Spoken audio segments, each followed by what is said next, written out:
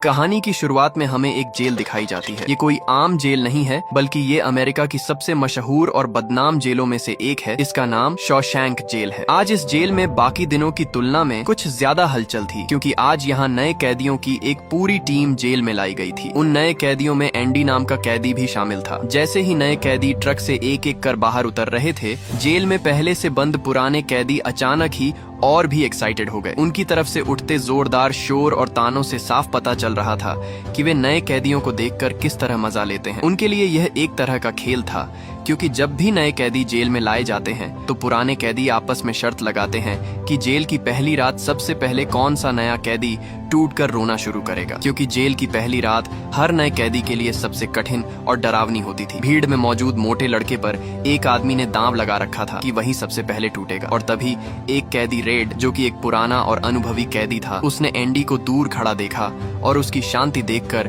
उसी पर 5 packet cigarette की बाजी लगा दी, क्योंकि उसे लगा कि ये कोई अमीर घर का लाडला लग रहा है और ये तो जरूर रोएगा। लेकिन इस बार उसे बिल्कुल अंदाजा नहीं था कि वह गलत आदमी पर दांव लगाने जा रहा है। रेड कोई आम कैदी नहीं था, उसे लोग जेल की चलती फिरती दुकान कहते थे। उसके पास इतने कॉन्टैक्ट्स थे कि अगर किसी के पास पैसे हों तो वह उसे जेल में लगभग कुछ भी दिला सकता था। जेल में एक अनकहा नियम था कि पहली रात नए कैदियों को अच्छी तरह डराया जाता है। सबसे पहले उन्हें तेज प्रेशर वाली पानी की धारा से नहलाया जाता, फिर उनके पूरे शरीर पर साबुन और सैनिटाइजर डाला जाता, और आखिर में उन्हें उनके बिना कपड़ों के ही पूरी जेल में घुमाकर उनके सेल में डाल दिया जाता। आम जिंदगी जीने वाले लोगों के लिए यह सब झेलना किसी डरावने सपने जैसा था। रात होते होते पुराने कैदियों ने नए कैदियों को तंग करना, चिढ़ाना और उनकी हिम्मत तोड़ने की कोशिश शुरू कर दी। थोड़ी ही देर बाद वही मोटा लड़का हिम्मत हार गया और जोर जोर से रोने लगा। जिसने उस पर दांव लगाया था वह कैदी जीत गया, लेकिन उसके रोने की आवाज सुनकर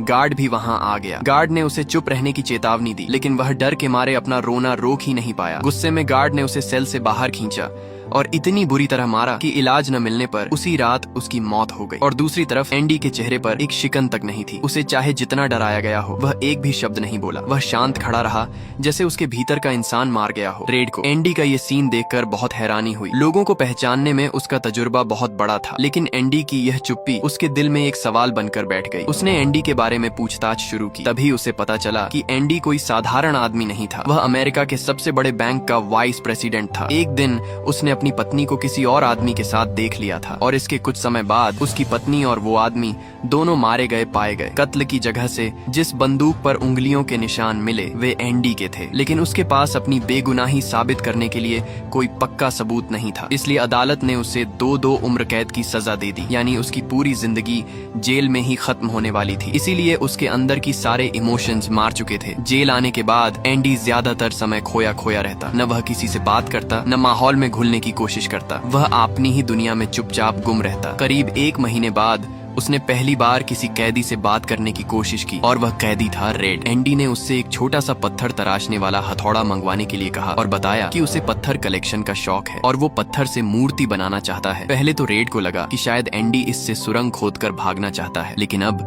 रेड ने हथौड़ा देखा तो वो इतना छोटा था कि अगर एंडी उससे कुछ खोदने की कोशिश भी करे तो उसे करीब 1000 साल लग जाएंगे। एंडी भले ही शांत रहता था, लेकिन उसके अंदर हमेशा एक बुझाल बना रहता था। जेल में 3 भाई कहे जाने वाले 3 खतरनाक कैदी जब तक उसे परेशान करते रहते, जब तक वो थक नहीं जाते, लेकिन एंडी हमेशा उनका आदर करता था। इसके बावजूद वो लोग एंडी को पीट कर चले जाते थे। एंडी अंदर ही अंदर एक दर्द से गुजर रहा था, क्योंकि उसकी अच्छी खासी नौकरी चली गई। उसकी बीवी ने उसे धोखा दे दिया, उसे उम्र कैद हो गई। उसकी लाइफ पूरी तरह बर्बाद हो चुकी थी। वह कभी किसी को कुछ नहीं बताता था, लेकिन बाकी सब जेल के कैदी समझ रहे थे कि एंडी एक मुश्किल दौर से गुजर रहा है। अगर यही हाल चलता रहता तो एंडी शायद टूट जाता या पागल हो जाता। लेकिन सब कुछ उस समय बदल गया जब 2 साल बाद एंडी की जिंदगी में एक छोटा सा मोड़ आया, जिसने धीरे धीरे बहुत कुछ बदल दिया। एक दिन 12 कैदियों को जेल के बाहर मजदूरी करने के लिए भेजा जाना था। रेड ने अपने सभी कॉन्टैक्ट्स का इस्तेमाल करके एंडी का नाम भी उस लिस्ट में शामिल करा दिया। छत पर काम करते हुए एंडी ने सुना कि एक गार्ड अपने पिता से मिली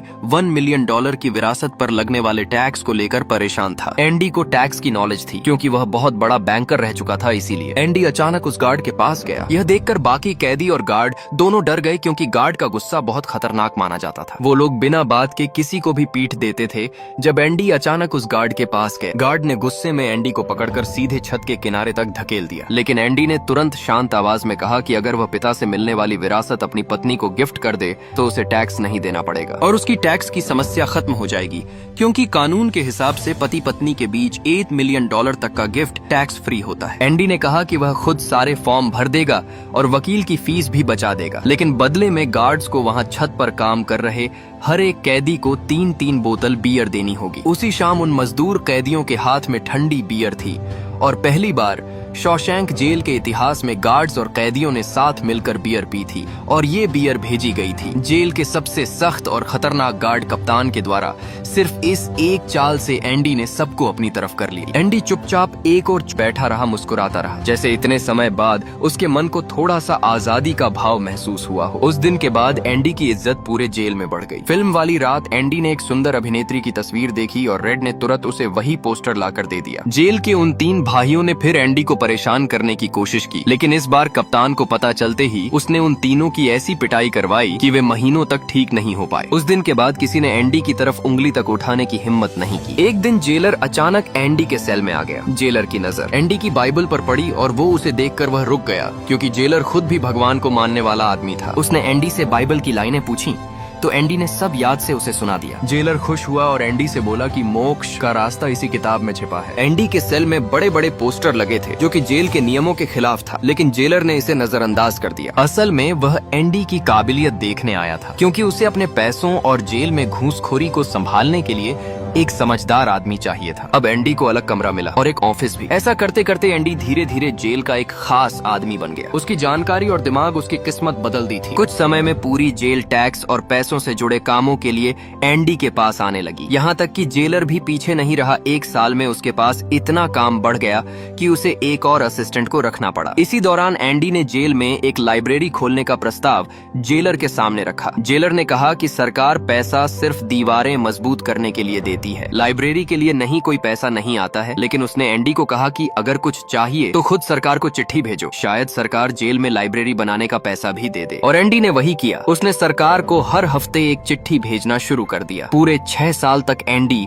बिना रुके ये सब करता रहा। आखिर में सरकार ने उसकी इच्छा शक्ति और तपस्या देखकर उसे $200 और पुरानी किताबें भेजने का आदेश दिया। ये जवाब मिलते ही एंडी और भी मोटिवेट हो गया। अब वह हफ्ते में 2 चिट्ठियां भेजने लगा। पुरानी किताबों में उसे एक म्यूजिक रिकॉर्ड मिला, लेकिन वो म्यूजिक बस जेलर के म्यूजिक सिस्टम में ही बज सकता था। इसीलिए एक दिन उसने मौका पाकर एक जेकर को टॉयलेट में बंद कर दिया और जेल के स्पीकर सिस्टम पर वह संगीत बजा दिया। पूरा जेल एकदम से रुक गया और रुककर वह संगीत सुनने लगा। भाषा तो कोई नहीं समझ पाया, लेकिन आजादी की खुशबू सबकी आत्मा तक पहुंची चुकी थी। जेलर ने इस गलती से लिए गुस्से में उसे 2 हफ्तों के लिए काल कोठरी में डाल दिया। सबको लगा यह कि एंडी को ऐसा नहीं करना चाहिए था, लेकिन एंडी जानता था कि उसने कैदियों के मन में एक आजादी को आग जला दी थी। कुछ समय बाद एक बूढ़े कैदी ब्रूक्स को रिहा किया गया, लेकिन 50 साल जेल में रहने के बाद बाहर की दुनिया उसके लिए किसी डरावनी भूल भुलैया जैसी थी। बाहर उसका कोई नहीं था और वह अकेला पड़ गया और अंत में उसने आत्महत्या कर ली। समय बीतता गया और 10 साल बीत गए। एंडी के सेल में लगे पोस्टर भी कई बार बदलते रहे। सरकार ने लाइब्रेरी के लिए हर साल उसे $500 देने शुरू कर दिया।